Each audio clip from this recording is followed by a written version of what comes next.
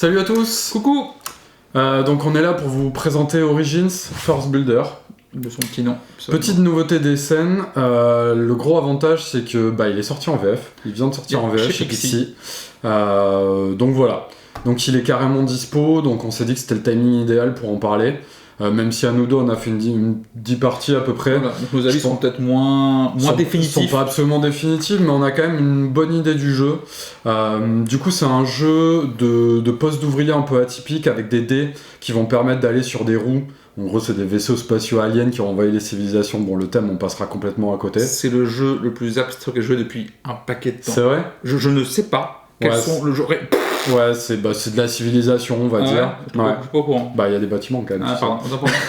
Donc voilà, donc on construit des bâtiments, on a une espèce de piste militaire et on a une espèce de piste de temple à monter qui permet de faire des points en fin de partie. Donc c'est un peu les trois axes, faire des quartiers, le militaire et les temples. Voilà, donc déjà, la première chose très atypique, comme je disais, c'est l'utilisation des ouvriers comme des dés. En fait, les roues, elles ont une valeur de 1 à 6, et pour s'y positionner, il faut un dé d'une valeur minimum égale ou supérieure. Égale ou supérieure à la roue. J'arrive jamais à l'expliquer. Je suis intervenu, c'est pour ça, parce que vraiment, je ne voyais pas que j'ai.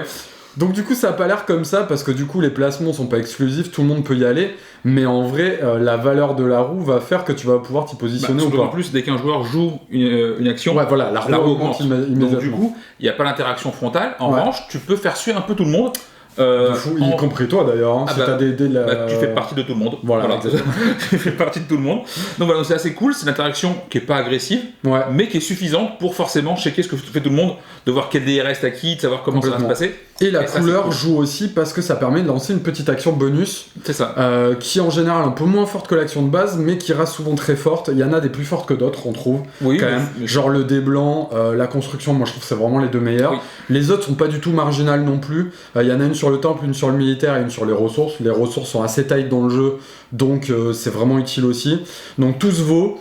Mais il y a des axes qui se dégagent quand même un peu, notamment aller chercher des nouveaux ouvriers. Il va falloir. C'est de la pose d'ouvrier comme à tous les jeux. Plus vous avez d'action, plus vous êtes potentiellement. Effectivement, mais la petite subtilité, c'est que quand on récupère les dés à la fin, ils vieillissent. Quand ils arrivent à 6, ils deviennent ultra puissants. Au lieu de faire une action de base, on en fait 2. Mais un seul tour parce qu'ils meurent à la fin. Voilà. Qui libère le socle aussi. Qui décèdent, je crois qu'ils deviennent des conseillers. Deviennent des conseillers, oui, effectivement. Parce que les mecs ont voulu mettre un thème, enfin on n'est pas sûr. Mais... Ouais, mais du coup, ce qui fait qu'on a un archonte qui n'est pas un dé, qui permet d'aller où on veut, mais sans déclencher les actions bonus. Voilà. Mais dès qu'il a des conseillers, il peut déclencher l'action bonus de la couleur du conseiller. Alors, à noter aussi que l'archonte n'a pas de contrainte de valeur. Ouais, c'est ça. Voilà, ce qui permet ça que c'est pas un dé. Voilà, ce qui permet surtout parfois de pas être bloqué complètement, parce que c'est embêtant sinon. Ouais, et du coup, il y a une sensation de puissance avec ces dés qui vieillissent, un archonte qui permet de déclencher de plus en plus d'actions bonus, que moi je trouve vraiment hyper agréable. Alors voilà, il y a tout un débat sur le côté innovant ou pas du jeu. Moi je trouve que le feeling est totalement innovant en fait. Alors le feeling est cool, et puis après, soit je demande à un jeu d'avoir un vrai parti pris, genre bonjour Flotilla, on aime ou on n'aime pas, mais au moins c'est assumé, ou alors je demande de très bien faire ce qu'il fait. Et Origins Force Builder, il fait très bien ce qu'on lui demande. C'est clair. Mais avant de continuer... tout de suite, il faut pas t'en empêcher. Non, c'est le rabat-joie de l'émission. C'est ça, c'est grincheux quoi. T'as raison, ouais. Qu'est-ce que c'est que cette édition ? Non, pardon, mais... Oui, elle a été saccagée quoi. Mais genre... Il y a un petit saccage. Il y a eu un problème, il y a eu un souci. Franchement, c'est... c'est les ressources, ça, principalement. Le vrai problème, c'est juste des jetons blancs. Mais c'est ni fait ni à faire. Les roues, c'est scandaleux. Les bâtiments, tu peux pas lire ce qu'il y a marqué dessus. Franchement... C'est un scandale. Après, le plateau, moi je trouve qu'il fait très années 2000, il est petit comme à l'époque, il y a pas grand chose. C'est cool, tu vois. Il est lisible. Alors pour le coup, il est lisible et joli. Mais du coup, il est pas lisible. Il est pas lisible. Parce que ces roues-là, quand elles sont pas. C'est juste les roues qui posent problème. Ouais, et puis les ressources quand même. Oui, non mais le reste du plateau passe pas de problème. En fait c'est le matos supplémentaire. C'est ça, et puis effectivement même les bâtiments sont écrits en tout petit, quand t'as pas le nez dessus tu sais jamais ce qu'ils font. Après tu les retiens très vite et nous on fait une variante, je sais pas. C'est que dès que quelqu'un remplace un bâtiment il le lit, celui qui est à côté. Un peu B, je sais pas, mais ça... Non mais en vrai on s'y fait vite sur les bâtiments mais effectivement c'est petit quoi. Non, voilà, et effectivement tu te dis genre, c'est encore plus frustrant sur un bon jeu. Ouais. Parce que le jeu est nul, on en parle plus, tu vois. On en parle même on en parle pas, il est nul. Là le jeu est excellent. Et les mecs ont quand même bien saboté. C'est l'éditeur, hein, donc on sait pas ce qui s'est passé, s'il y a un problème de production au dernier moment ou quoi, mais c'est impossible que ça ait été validé par des gens raisonnables. T'as l'impression un peu que le truc a été validé par Ray Charles et Gilbert Montagnier, c'est un peu chaud, tu vois, genre... les mecs ont... Non mais c'est pas possible autrement. Là, si t'es loué de la vue, ça ne marche pas ce que tu fais. Non, c'est sûr. Voilà, donc ça mis à part... Mais le jeu est vraiment excellent, quoi. Voilà, le jeu est top. Au niveau du tarif, on est sur un truc raisonnable vu le matos. Ouais. Parce que même s'il est dégueulasse, il faut le payer. Non, mais c'est vrai, il y a quand même des punchs. Elles sont juste moches. Et en fait, moi je trouve que plus les tours avancent, pour revenir un peu sur le cœur du jeu, plus les tours avancent, plus la tension monte, parce qu'on a de plus en plus d'ouvriers et d'actions potentielles à faire. Cool. Et des actions de plus en plus fortes, notamment si on a des 6. T'as vraiment un sentiment de montée en puissance qui est assez frappant. Et ça devient haut. Et c'est pour ça qu'on ne conseille pas à 4, parce qu'à 4, vraiment, il est plus long. Il est plus long et surtout... Parce que le temps de réflexion est vraiment complexe en fait. Je pense que c'est un des jeux que tu fais. J'ai aussi vu le plus de rollback récemment. Ouais. Parce que tu fais un truc et t'es là genre tap, pause. J'ai oublié mes 3 autres actions qui sont imbriquées. Voilà. Donc ça, et pas mal d'AP. Analysis, paralysis. Si vous êtes sujet à ça, de toute façon c'est comme Tabanouti. Dès le moment où il y a beaucoup d'interactions et si vous devez tout calculer avant de jouer, vous jouez pas. En fait, à un moment donné, il faut se dire j'y vais. C'est clair. J'y vais et... Mais les règles sont d'une simplicité enfantine. Il n'y a aucun rappel à revenir dans les règles de machin, à part sur 2-3 petits trucs où il y a eu des erreurs post-SN comme d'hab. Ça devient une maladie des gens qui lisent pas les règles, c'est insupportable quand même. Et qui se les transmettent entre eux. Ça devient compliqué, mais moi pour les avoir relus les règles, il y a des exemples, elles sont hyper fluides. Oui, et puis surtout elles sont pas compliquées. Le jeu, pour un jeu expert... Moi j'explique ça en 10 minutes. Allez, entre 10 et un quart. Voilà, compte un quart d'heure selon les joueurs, mais globalement, c'est vraiment limpide et ça c'est cool. Ouais. Ça c'est cool. Par contre, clairement, le jeu est exigeant. Voilà. Sur sa façon de jouer, il est exigeant. Ça veut dire qu'il va falloir penser à 2-3 coups en avance. Clairement, mais c'est ça qu'on aime en fait. Clairement, mais surtout, au-delà de dépenser en avance, il faut avoir un plan A et 2-3 plans C parce que ça va se passer. Clairement, ton plan se passe pas bien, c'est le principe. Parce que les gens prend le bâtiment dont tu as besoin au dernier moment. C'est ça, et parce qu'en fait, les gens jouent. D'accord. C'est chiant. Tu veux dire que le cœur du jeu est interactif. Faudrait arrêter. Faudrait qu'ils jouent beaucoup moins, qu'on me laisse faire ce que je veux. Voilà. Moi, c'est marrant parce qu'à la lecture des règles et des vidéos critiques, des peu de vidéos critiques que j'ai vues sur le jeu, j'avais l'impression qu'il y avait zéro interaction, alors qu'en fait, quand ils jouent, c'est ultra flagrant. Tout est ultra interactif.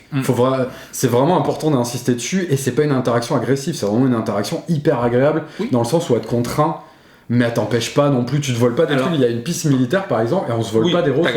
T'agresses personne. Je me demande ce qui se passe si jamais un joueur joue bien mieux que l'autre, dans le sens où tu vas le compétiter sur tous ses dés. Tu sais, genre. À 2, il est un peu plus agressif. On l'a testé à 2, et justement à 2, il y a un peu ce côté assez agressif. Même à 4, si jamais t'as un joueur qui joue moins bien que les autres, et que le mec du coup peut jamais déclencher ses actions parce qu'il a jamais la balle, je pense qu'il subit vraiment la partie. Je sais pas, ça nous est jamais arrivé quand même. Non, mais je me dis que c'est possible. Tu vois, quand même. Je pense que c'est un truc. Faut vraiment qu'il y ait une très grosse différence de niveau. Mais je pense que c'est pas à exclure. Tu vois, ou alors, typiquement, vu que les règles sont assez simples, je me dis que t'as peut-être des joueurs parfois qui vont vouloir franchir le pas, et effectivement, tu peux prendre un éclat. Même en termes de jeu pour le coup. C'est familial plus dans les règles, expert dans la façon de jouer. Clairement, les règles sont accessibles.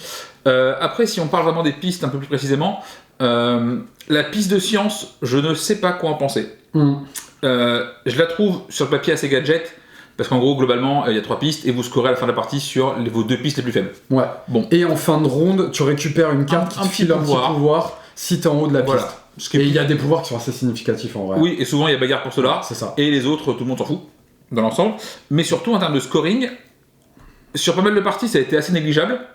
Et quand tout s'emboîte un peu correctement, avec les bons bâtiments, c'est Clown Fiesta. Genre la dernière fois, t'as fait max sur toutes les pistes, 140 points, juste sur ça. C'est énorme. Colossal. C'est énorme. Mais en fait, c'est ça qui est hyper cool, c'est que la variabilité change vachement le jeu. Des fois, je joue pas du tout militaire, des fois, je joue à fond, des fois, pas du tout les temples. Enfin, c'est vraiment. D'ailleurs. Par contre, les bâtiments, ça se joue tout le temps. Les bâtiments, t'as pas le choix, il faut y aller. Parce que et les bâtiments, ce qui est intéressant, ce qu'on n'a pas dit, c'est que quand tu le prends, il s'active, mais t'as une espèce de cadran à faire parce qu'il y a des cartes avec un peu des objectifs qui te filent de l'or et des points de victoire en plus. Et si tu fais le pattern. Si tu le fais le pattern et que tu le déclenches avec un dé, que tu utilises du coup, que tu grises définitivement, qui va faire des points de victoire à la fin, qui va réactiver tous les bâtiments de la même couleur. Donc ça, c'est pas négligeable du tout non plus. Non. Et si t'as le pattern, tu fais les points en plus. Donc il y a vraiment les deux axes, éventuellement faire les patterns mais activer un peu moins le bâtiment, ou faire le bourrin, 4 bâtiments de la même couleur et les réactiver. Et notamment sur le bleu et les temples, ça peut te faire des effets assez insane. Oui. Après, pas mal de gens critiquent la piste militaire. Ouais, en mode c'est trop fort. C'est trop fort. Non, alors, pour l'avoir testé 1 milliard de fois, c'est pas trop fort. Je pense... 1 milliard de fois, comment il exagère. Alors, je pense pas que ce soit trop fort, mais je pense... Mais c'est vraiment pas trop fort. Mais je pense que c'est fort de manière stable. En fait, voilà. Je pense que tu vas faire des scores... plus stable. Voilà, tu vas faire des scores réguliers de manière consistante. En revanche, tu vas pouvoir perdre assez souvent si le tirage fait qu'un autre truc est plus optimisé. Ouais, clairement. En fait, voilà. Si tu auras un score moyen qui va être vachement fort en moyenne, mais tu vas perdre des parties. Ouais, mais ça reste en module secondaire. En vrai, les temples et les militaires, c'est secondaire. Le cœur du jeu, c'est vraiment les bâtiments. Les bâtiments vont un peu guider vers quoi tu vas partir. En gros, les bâtiments jaunes, c'est plus des ressources. Les rouges, c'est plus du militaire. Mais parfois, c'est plein de victoires. Ils sortent pas dans le bon sens. Voilà, bleu temple. Et après, il y a 2 trucs assez versatiles. Les oranges, par exemple, te permettent de récupérer des citizens, de changer leur couleur, la valeur. Donc ça te permet de tricher avec les règles. C'est ça. Et les violets, c'est assez versatile. Ça fait un peu de tout. Je sais pas, moi, tout ce que je croise, ils font des points de victoire. Ouais, mais des fois, ça fait de la wisdom, des ressources, voilà. Et la connaissance reste une ressource hyper importante dans le jeu parce que elle te permet d'augmenter artificiellement la valeur d'un dé pour aller sur une roue. C'est ça. En plus de ce qu'elle fait déjà de base. Contrairement aux autres ressources qui ne servent presque qu'à une chose. Bah, typiquement, le maïs ne sert... Enfin, le maïs, le blé, le truc jaune, là, on sait pas ce que c'est. Sert essentiellement à débloquer des nouveaux ouvriers. Enfin, des nouveaux socles. Et puis en fin de partie, il va servir effectivement à augmenter leur TD ou dans sur la piste parce que voilà. Mais en soi. Et la pierre pour acheter les bâtiments. Voilà. Mais en soi, ils ont tous un usage. Là où la connaissance va permettre effectivement de moins galérer, de moins être tendu sur ton dé. Elle permet d'aller chercher des dés plus loin et elle permet d'aller chercher des bâtiments plus loin. Voilà, ça c'est plutôt cool. Qu'est-ce qu'il faut noter important ? Oui. Moi, il y a ça qui me perturbe aussi, cette piste-là, que vous ne voyez pas quand je la monte, de toute façon, donc on s'en fout. Mais on fera un petit dessus. Voilà. En gros, on va tirer des tours. La piste des tours, voilà. C'est comme ça qu'elle s'appelle, parce qu'apparemment, il y a des tours. C'est celle en fait, c'est défini au début de la partie le nombre de jetons qu'on met dessus. Ces jetons, si vous les récupérez, ce seront des multiplicateurs de fin de partie. En soi, ça, c'est très bien. Le truc, c'est que le nombre de jetons qu'on met dessus va dépendre d'un tirage de départ des cartes de pattern, complètement aléatoire. Et sur des parties, ça peut être excessivement rush. Parce que là, sur le tirage qu'on a pour cette mise en place, on a une zone où il y a un jeton, une zone où il y en a 2. C'est une fausse... je l'ai pas vraiment fait. Moi, si. Ah, d'accord. Ah oui, d'accord, ok. Ah oui, non, c'est un vrai tirage. D'accord, c'est un vrai tirage. Ce qui fait sympa. Voilà. Et vu que dès qu'il y a 2 zones qui sont vides, la partie s'arrête, là, ça peut se finir excessivement vite. Ouais, ça m'a jamais frustré. Justement, j'avais très peur de ça, mais en fait, en vrai, on a beaucoup plus de tours que ce qu'on pense dans le jeu. En fait, il y a 4 conditions de fin de partie, donc ça, c'est probablement la principale. Il y a aussi arriver toutes les temples en haut, toutes les pistes temples en haut pour un joueur. Ça c'est rare. Il y a aussi avoir fait les patterns 4 fois. Voilà, que tous les... Parce qu'il y a de l'or dessus, le premier à les faire gagne de l'or. Ou qui est plus de dés de la bonne couleur. Ou qui est plus de dés de la bonne couleur. C'est ça. Et il me semble que j'en oublie une. Ça fait 4 en fait. Ça fait 4, ok, ben voilà, c'est ça. Mais effectivement, ça, je me dis qu'il y a 2 joueurs sur un tirage comme ça. En vrai, ça peut se finir genre 12 à 8. Hein. Genre, il n'y a pas le temps. Non, je pense vraiment pas. Non, je pense vraiment pas. Mais moi, j'avais très peur de ça, justement. Et en fait, bah non. Ah bah si, ce que t'as oublié, c'est qu'il y en a un de chaque de base. Ah bah t'as pas dit ? Bah oui, mais si. J'ai jamais mis le jeu en place. Parce que voilà, règles et scènes, ils ont commencé les jeux comme ça. En fait, on en a un de base partout, plus qu'il y a sur les cartes. Donc ça change quand même pas mal de choses, hein. Donc il y en a forcément au moins 2. Ok, bon, bah c'est moins scandaleux. Et plus t'en prends la même couleur, plus ils vont coûter cher. Oui. Donc ça va. Non, moi vraiment, j'avais très peur de ça et non. À chaque fois, on a fait des parties assez équilibrées en termes de temps qui te frustrent pas sur la fin de partie. Moi j'ai trouvé ça surtout que tu finis le round en tour quand même. J'ai trouvé ça un peu longué à 4. Bah oui, à 4, non, c'est clair. C'est un jeu à 3, hein, encore une fois, hein, comme Tabanussi. Bah, je le dis souvent, le sweet spot pour plein de jeux Eurogame à 2-4, c'est 3. Ouais. Parce que 3, tu rajoutes le joueur qu'il faut pour l'interaction. Ouais. Mais pas le downtime, quoi. Voilà, enfin un petit peu, pas tellement, parce que le mec joue, il existe. Mais dans l'ensemble, bien moins. C'est important quand même, il compte. Tu peux prendre un bot sinon. En vrai, ce serait tellement... si les chats pouvaient jouer, mais quel bonheur. On serait pas là, tu vois, genre, je portais les gens, je leur servir à bouffer, enfin, l'enfer. Non, voilà. Pour moi, là, j'ai l'impression. J'en peux plus, c'est trop. 2 jours sur le canapé, là, ça commence à devenir dur, il faut qu'on arrête.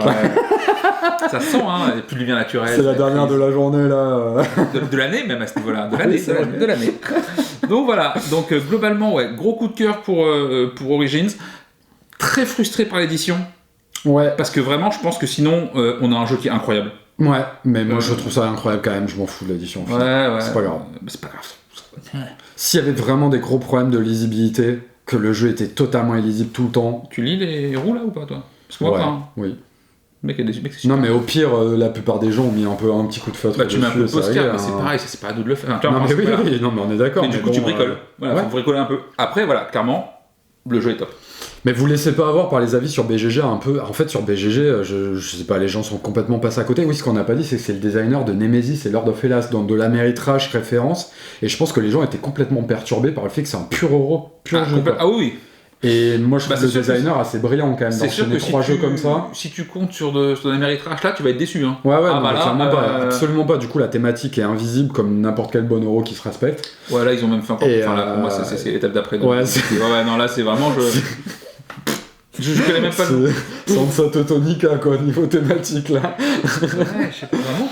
Mais voilà, moi j'adore vraiment. Je trouve ça incroyable. Je trouve ça un des top 3 jeux sortis en 2021.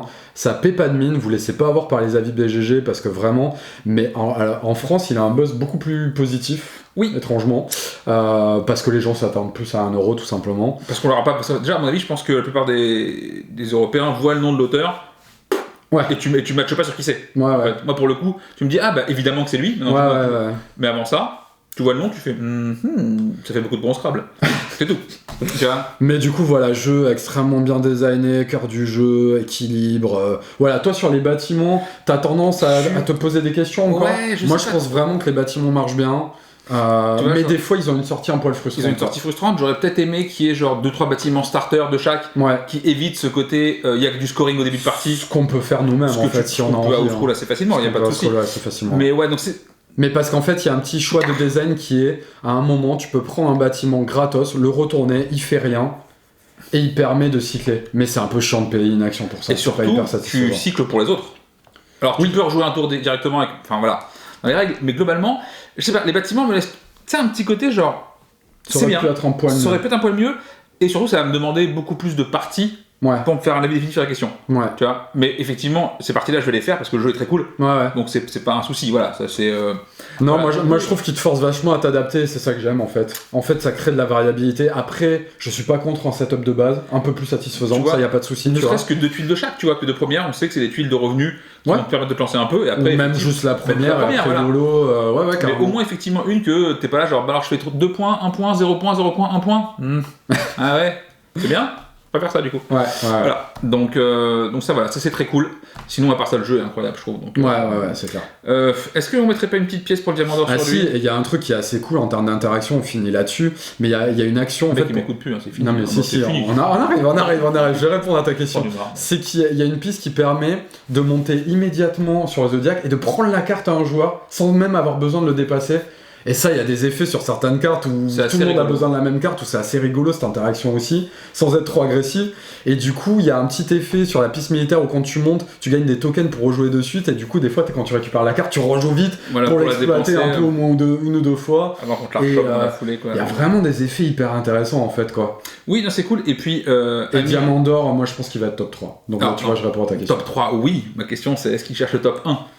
Moi je pense que c'est Tabanushi parce que meilleur matos, meilleure édition, peut-être un peu plus original même si j'aime pas le terme, mais celui-là 2 ou 3. Le top 3, oui, pour moi, pour moi le top 3 de toute façon c'est ça, Arc Nova, Imperial Steam, voilà, top 4, je sais pas trop dans quel ordre ils vont le mettre, mais c'est possible que ça rafle le top 1 s'il y a que de l'Eurogamer pur. C'est clairement. Lui, il peut passer, hein, pour moi. C'est la référence Eurogame, design, élégance, pure. Pour le coup, j'ai toujours une petite préférence pour Tabanushi. Mais clairement, si jamais je dois jouer genre un truc un peu genre tout terrain avec tout public, c'est ça. Je vais prendre la celui-là. Pureté, c'est celui-là. Voilà. Donc voilà. Globalement, je pense qu'on a fait un petit tour assez conséquent. On est à peu près dans les bons timings, ce qui est assez rare. Achetez-le. Abonnez-vous. Ou dans l'autre sens, abonnez-vous d'abord, puis si vous avez des sous... On va essayer de le lâcher avant le 1er janvier, je pense quand même. Bah écoute, ça histoire, tu vois, le cadeau entre le 25 et le 1er. Ouais, bien sûr. Franchement, faites-vous ce cadeau, quoi. Voilà. Moi, je conseille, vraiment. Sur ce, très bonne fête. Yes. Et puis à très bientôt. À bientôt. Allez, bisous. Ciao, bisous.